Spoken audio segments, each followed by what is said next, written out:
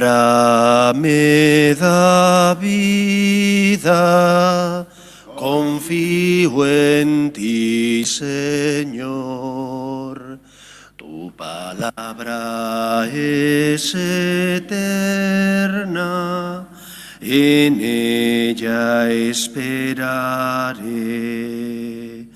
El Señor esté con vosotros. Lectura del Santo Evangelio según San Juan.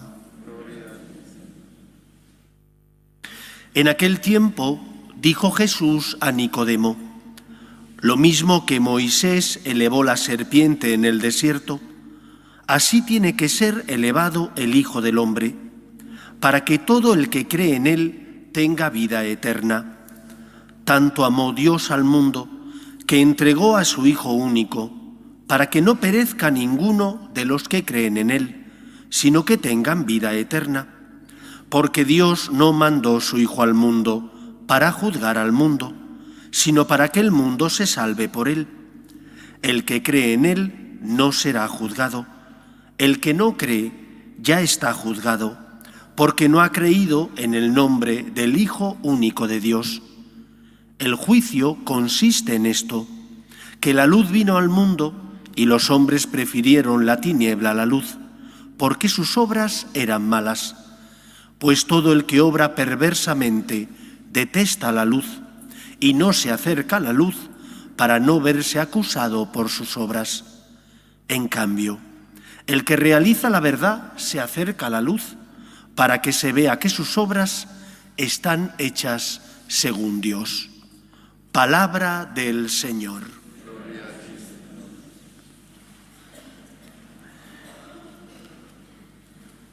La fe cristiana nos dice y nos enseña que el pecado no es más fuerte que el amor y que la misericordia divina. Como Cristo decía en el Evangelio de hoy, cuando sea elevado en la cruz, desde allí sanaré el corazón de los hombres. A nosotros nos cuesta mucho entender cómo el Señor realiza esa misión de salvar a los hombres y en qué consiste la redención de Cristo. Si viviéramos en la época del siglo XV, XVI, sería mucho más fácil entenderlo. Hubo órdenes religiosas que se crearon para redimir cautivos, es decir, aquellos cautivos que habían sido hechos presos, por ejemplo, por los piratas berberiscos y que eran encarcelados, eran redimidos a cambio de una suma de dinero que pagaba la familia o de que algún religioso se quedara en puesto del cautivo que habían apresado hasta que la familia pudiera recoger todo el dinero y pagar lo que valía su suma por la liberación.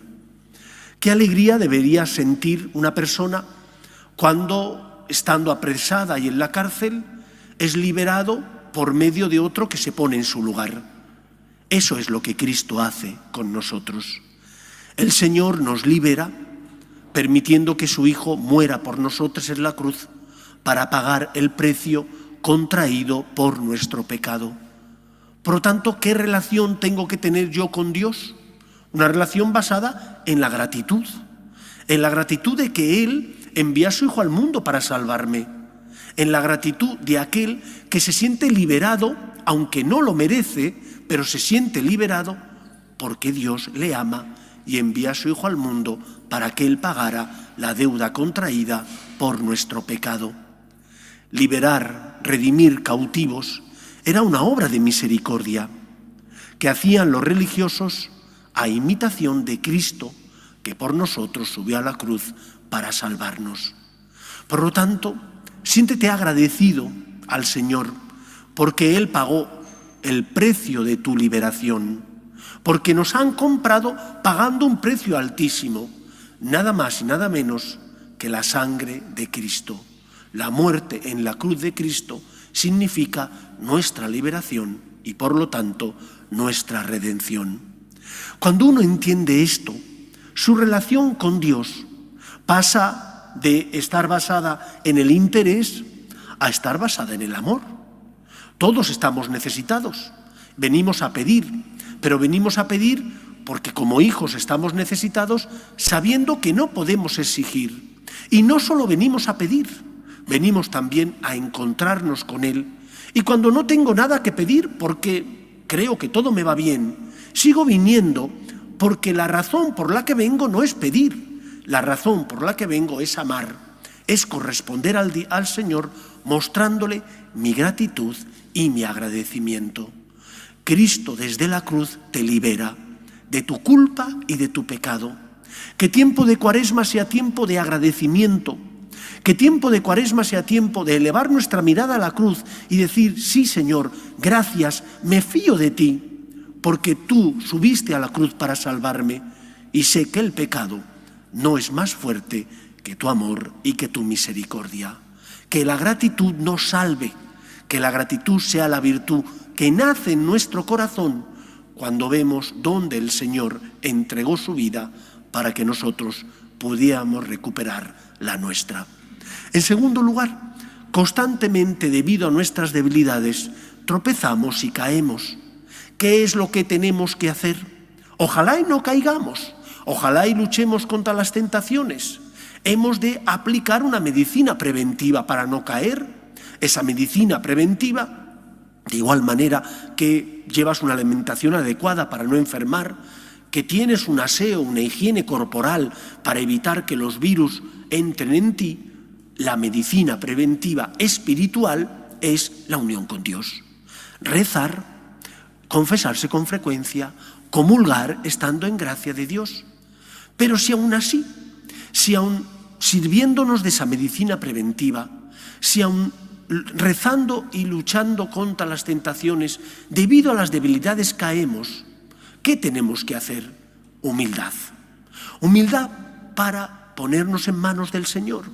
Humildad para decirle, Señor, polvo soy, pero polvo enamorado, como decía Quevedo. Es decir, sí, he tropezado, sé que no tenía que haber caído, pero soy débil.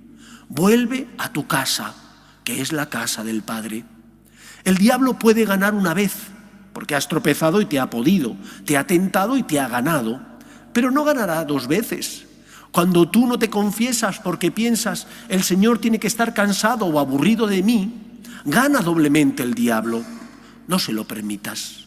Cuando hayas caído, ojalá y no lo hubieras hecho, pero has caído por debilidad, levántate, confiésate lo antes posible, ponte en manos de tu Padre Dios, deja que el Señor cure y sane tus heridas y vuelve a empezar.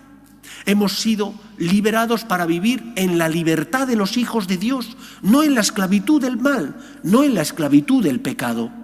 ¿Has tropezado? Mejor no lo hubieras hecho, pero lo has hecho porque eres débil, confiésate. No tengas miedo a pedir perdón, no tengas miedo a pedir ayuda, no tengas miedo a dejar que Cristo, médico de las almas, cure y sane tus heridas. Porque para eso Dios Padre le envió. No ha venido a buscar a los justos, a los perfectos. Ha venido a buscarnos a nosotros, que somos débiles, que decimos, sí, Señor, voy a luchar, pero después, fruto de la debilidad, tropezamos y caemos. Somos hijos, y como hijos tenemos que dejarnos querer por nuestro Padre Dios. Tenemos que aprender a confiar en Él y a poner nuestra vida en manos del Señor.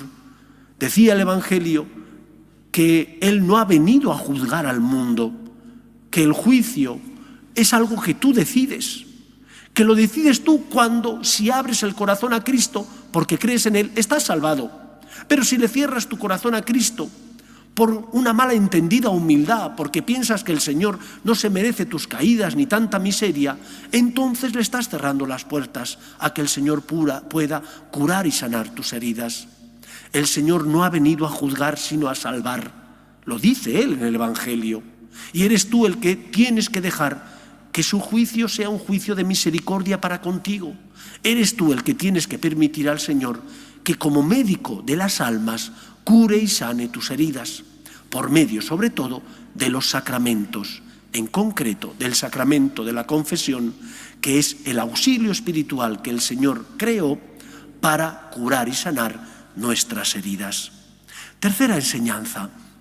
Decía Cristo en el Evangelio que Él es la luz del mundo, que ha venido a los suyos, pero que muchas veces los hombres no le acogen porque sus obras son obras no de la luz, sino de las tinieblas. Como sacerdote me encuentro en muchas ocasiones a personas que llevan toda la vida luchando por intentar hacer la voluntad de Dios, por permitir al Señor que Él lleve a cabo la obra de la salvación en sus vidas. El santo no se hace a sí mismo, más bien se deja hacer por Dios. Y suele ocurrir que después de un tiempo en ese camino hacia la santidad, el cristiano experimenta desazón. ¿Por qué experimenta desazón? Porque se descubre más pecador que antes, porque se da cuenta de que tiene más pecados y dice, pero caray, si rezo más que nunca, si me confieso más que nunca, si hago más obras de piedad que nunca, ¿por qué me siento más pecador que antaño? ¿Qué ha ocurrido? No es que tengas más pecados. Cuando uno está en una habitación oscura, donde no hay luz, por muchas manchas que tenga en el vestido, no las percibe. ¿Por qué no las percibe? Porque no hay luz. Y cuando no hay luz, no ves las manchas. Cuando estás en la tiniebla, no percibes tus pecados. ¿Por qué? Porque no hay luz, estás lejos del Señor. Pero cuando te acercas al Señor, percibes con más claridad las faltas, pero también percibes con más nitidez las manchas pequeñas. Antes también las tenías, pero no las veías, porque no había luz. Ahora que hay luz, las ves. Y te parecen más escandalosas, porque al estar cerca de la luz, al estar cerca de Cristo, que es la luz y la belleza personificada, resaltan más y te parecen más escandalosas, pero ya estaban antes ahí. No caigas en la desesperanza. San Francisco de Asís decía, Dios es nunca bastante, porque cuanto más te acercas a Él, más te das cuenta de las faltas que tienes y de lo que tienes que hacer y de que todavía tienes que amar más, o que te falta tener más caridad con esta persona en el trabajo, o que no es suficiente solamente con evitar el mal, también tienes que hacer todo el bien que esté en tu mano. Es decir, cuando estás cerca de Cristo, percibes con mucha más claridad y nitidez las faltas, por pequeñas que sean. Entitativamente son menos graves, porque son más pequeñas, pero al estar más cerca de Dios son más escandalosas a tus ojos. La fe que el Señor ha hecho germinar en tu corazón, que Él ha cuidado, te hace darte cuenta incluso de cosas que son pequeñas y que antes eran y pasaban desapercibidas a tus ojos, pero ahora no.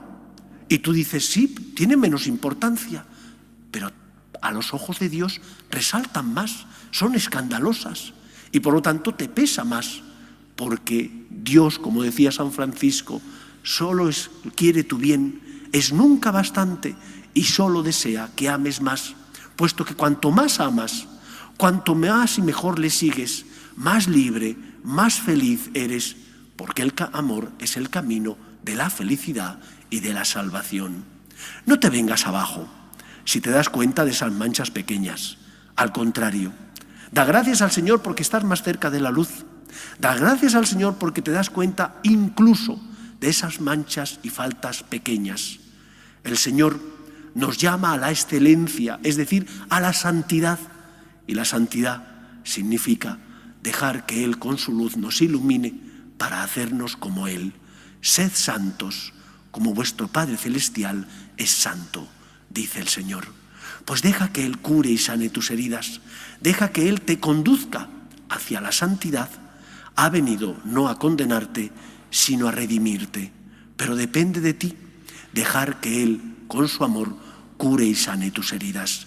Te ha dado el don de la libertad y no quiere obligarte, sino que quiere que le abras el corazón libremente, porque te fías de Él, porque te pones en sus manos. Que sea así en nuestra vida.